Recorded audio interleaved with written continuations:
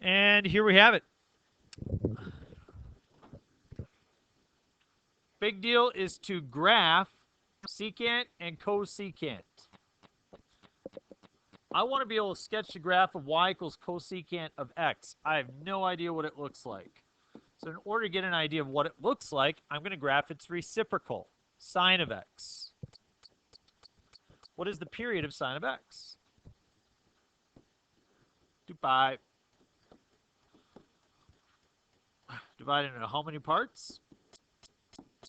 Yesterday we divided them into 2 because tangent and cotangent repeat themselves in 2 quadrants. For this one, it is 4 quadrants.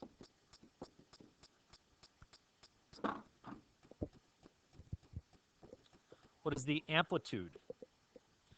Careful to not put 1 all the way up at the top, but only halfway up for this one.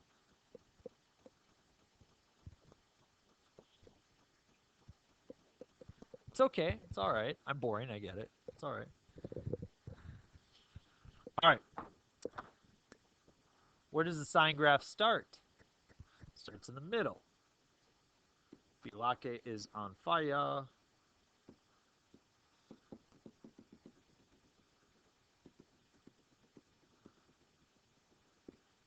I'm going to sketch a ghost graph of it because it's not the actual graph. I'm trying to sketch cosecant, not sine.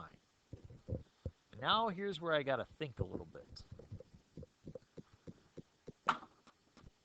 Sine and cosecant are reciprocals. Just say broad shoulders. I'll know what you're talking about. Okay. All right. What is the value of sine right here? 0. What's the reciprocal of 0? Undefined. So it looks like if sine is equal to 0 at this spot, then cosecant should be undefined. Is there another spot on this graph where sine is equal to 0? Very good. Pi, 2 pi, negative pi, negative 2 pi. Still haven't sketched any of the actual graph of cosecant yet. You have to think just a little bit harder. Sine graph. What is the height of the graph right there? 1. What's the reciprocal of 1? 1. So it looks like the graph of cosecant has a point right there. We know that. I'm going to move right over here, just to the side of 0. Does sine have a large value there or a small value there? Sine is a small value close to 0. If I take the reciprocal of a small value, I get a big value.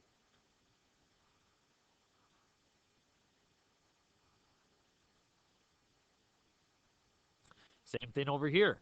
If you take the reciprocal of a small value, you get a big value.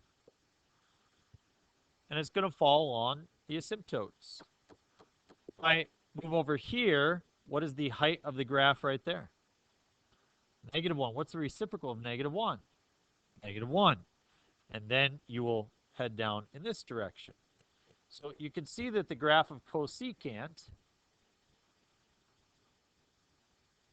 has those type of behaviors. They look like parabolas or quadratics. They aren't, because quadratics would go on forever each way. This is kind of tallied by the asymptote, but yeah. But it does have that U-shaped kind of parabola type shape to it. Okay. So sine of x is equal to 0 for x equals 0, pi, 2 pi, so on and so forth. So the big idea that we need to learn today is that wherever sine is equal to 0, cosecant is undefined. So it's undefined for 0, pi, 2 pi, so on and so forth.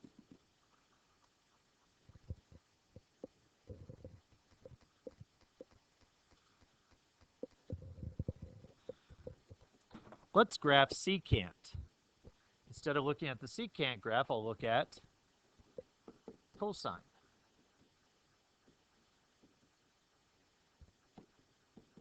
Mark off my period.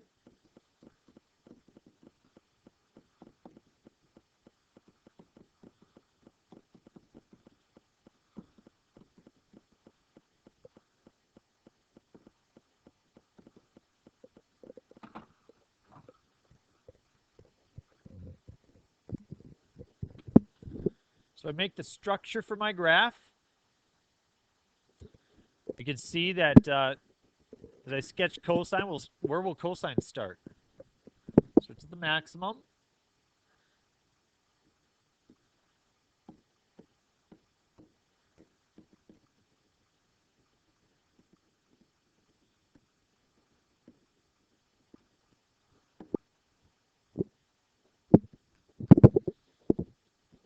What do I do next?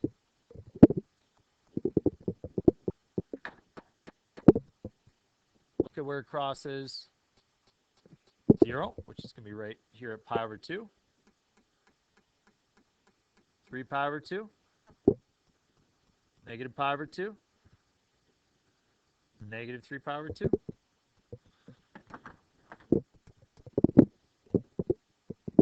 I just look for the maximums and the minimums, and I draw the U-shapes at the top and the bottom.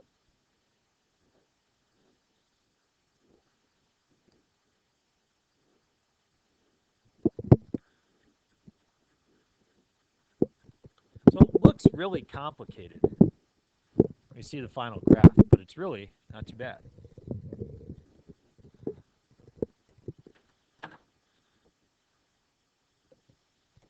Those are the parent functions for sine or cosecant and secant.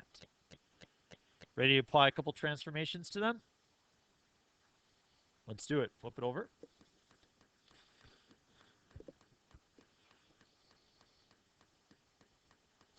Maybe I'll buy you a microphone for your birthday, and I'll have him come over and break it.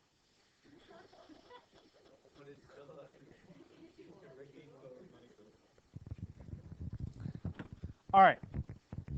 2 cosecant of x. So now we have just a simple little change here. The amplitude is what? 2. So I will graph y is equal to 2 cosecant of x, or I'm sorry, 2 sine of x.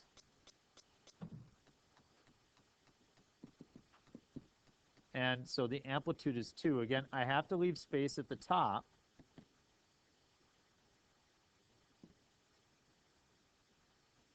And the period is 2 pi.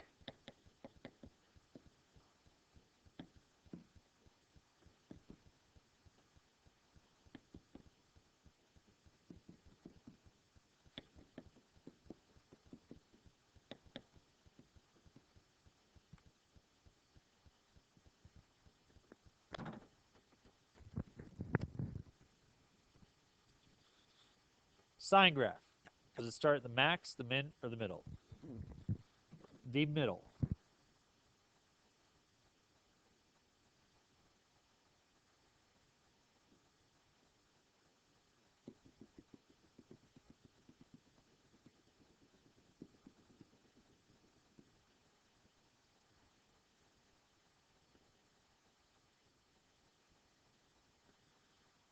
What do I draw next?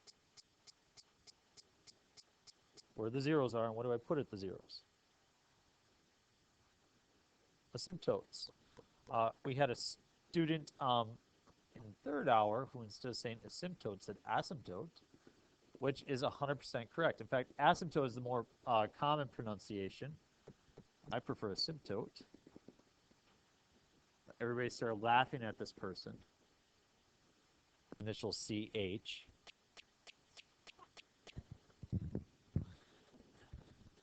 But he was absolutely right. Asymptote is a very common pronunciation. That's what most people say. So whether you say asymptote or asymptote, either way you're fine. I just draw the max and the mins. In those positions. And that's the graph.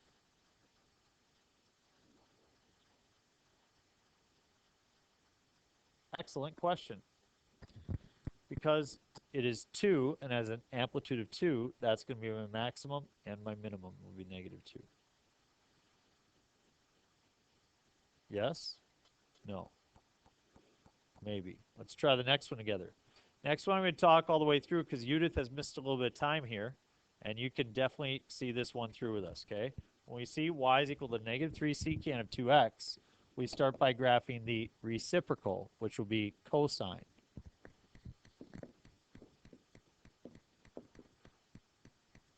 If you had a vertical shift, you would look at the vertical shift. But we don't have a vertical shift, do we? We have an amplitude of 3. So therefore, I'll mark off positive 3 and negative 3. I move to the period. Anybody notice what the period is? Pi. Why is it not 2 pi? Cause is not an answer.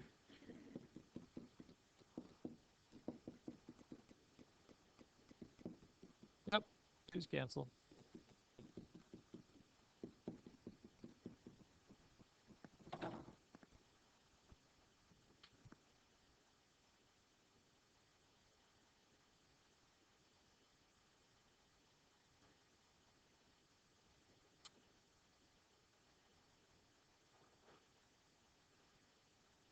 So, as we consider now where to start and where to go, it's a cosine graph, so does it start at the max, min, or middle?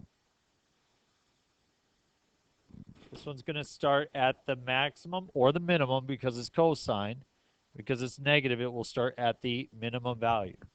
The minimum value is negative 3, and it then goes up.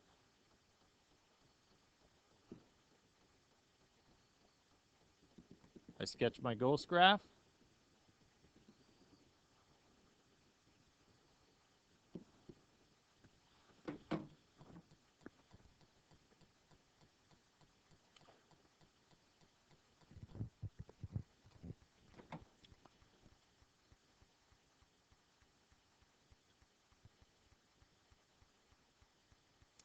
So Judith, we said that this is the graph of cosine, but we want to sketch a graph of secant. They're reciprocals of each other. So if you look at this value right here, the value of this graph right here is 0. The reciprocal of 0 is undefined. And so wherever it crosses 0, we draw something that would have undefined slope to it, and that would be a vertical line. So through all these spots, I draw a vertical line.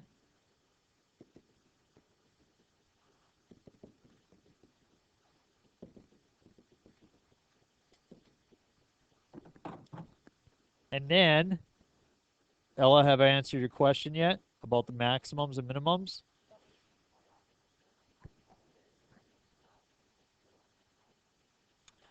Okay, as you look at the cosine graph, wherever you see it reach the bottom, you put a dot and draw one down. Wherever you see it reach the top, you put a dot and you draw one up. So you do it for your cosine graph, wherever it has spots where it reaches the top and wherever it reaches the bottom.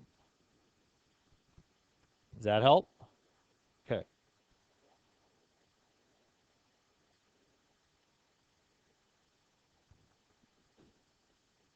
You would need to complete 2 periods. So 2 periods would be from negative pi to positive pi. So you'd have to draw 1, 2, 3, and I guess 2 halves, so it would be a total of 4. You are 100% right. You are trying to be more efficient and save time. It will take another 4.5 seconds out of your life to draw the other 2. So, oh, lolly. All right, here we go. Last one. Now, here's where we get a little bit crazy. Let's take all the stuff that we put together over the past few days, and let's put it all into one. We're going to graph y is equal to negative 4 cosine of 2x plus pi over 2 plus 2. So you can see that in order to be excellent at this test, you have to know how to graph sine and cosine first. And if you could graph sine and cosine, then you can graph secant and cosecant, and you can figure out tangent, cotangent. So that's why I have people who they're confused about how to graph sine and cosine, and finally when they watch this final lesson, they kind of put it together, and then they're able to do everything. So for this, I have to start with the vertical shift. What's the vertical shift? 2. What is the amplitude? 4. So if the vertical shift is 2 and the amplitude is 4, what's the highest point of the graph? 6. What's the lowest point of the graph? So again, make sure that you leave some space. Don't put 6 all the way at the top. Otherwise, you won't have any room.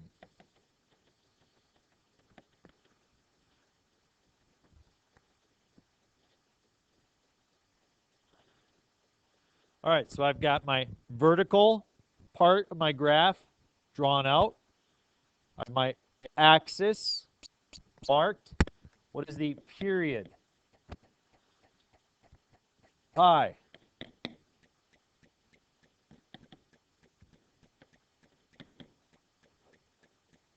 Two pi divided by b. Got it?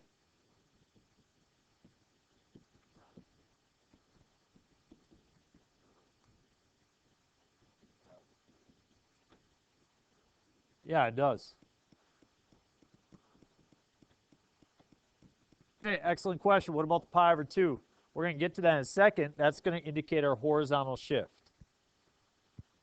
It's our last part that we have to figure out. I've outlined everything else for our graph. We now need to do the horizontal shift. The horizontal shift, I take 2x plus pi over 2. I set equal to 0. So 2x is equal to negative pi over 2. Divide by 2, what do you get? Negative pi over 4. And here's where we pause, and I'm going to teach you something that's a little bit new to you to try to help save some time and effort, which we all like. My horizontal shift is negative pi over 4. Is it going to shift it to the right or the left? How many tick marks is that? It's 1 tick mark to the left. So what I've told you before is that when you get a horizontal shift, to sketch a ghost graph. I'm not going to do that right now because I already have, I don't want to sketch a ghost graph of a ghost graph. We're going to end up with too many dotted lines up here. So I'm just going to sketch the actual graph of cosine. Now here's how I do it. Where does this cosine graph want to start without the horizontal shift? Negative 2. If the shift is negative pi over 4, I'll just take the spot and I'll move it back 1 tick mark, and then I can continue in my movements. See that? I took the spot that was at negative 2, moved it back, and then I went up and up and down, down and up. That way I won't have to draw a secondary graph after that. I can go in reverse order on the other side.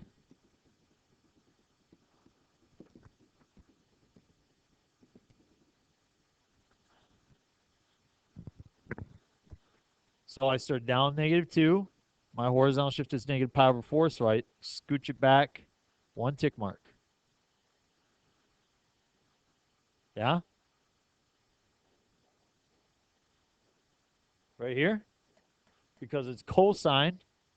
Cosine will start either the maximum or the minimum. Because it's negative, it will start at the minimum. Where did you want to start?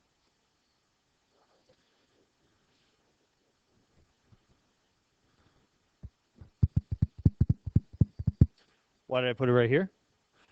So I move back, right? So I'm at the bottom, and then I have to go up. Then I start in my rotation. Good question. Now I draw my asymptotes. You do not draw the asymptotes through where it crosses 0, like I said before, but rather you draw it where it crosses through the axis of rotation. It's just most of the examples that is 0. That's what we talked about originally to try to make our point. But if it's shifted up 2, then instead of crossing through 0, you draw it where it crosses through 2. I have my asymptotes drawn. Now I can draw my graph.